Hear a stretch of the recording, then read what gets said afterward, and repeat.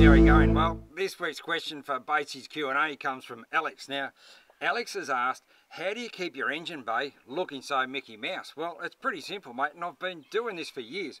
And all it is, it's just a good old can of Tyre shine. I spray air it all over it, and nothing sticks to it.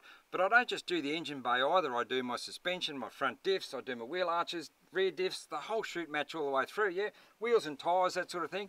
But the thing is, when you keep it nice and clean like this, if you get any oil leaks or that sort of stuff, well, not the patrols have any oil leaks because these things don't leak oil, they're just too good, but they might occasionally.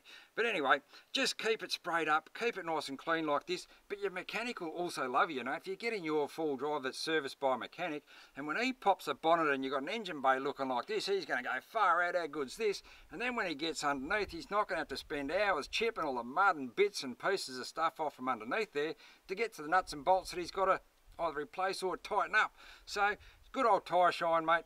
Get some under your bonnet all the way through underneath, and you'll keep your engine bay looking like this. So keep those questions rolling in, guys, and fair chance we'll see you out in the bush someday.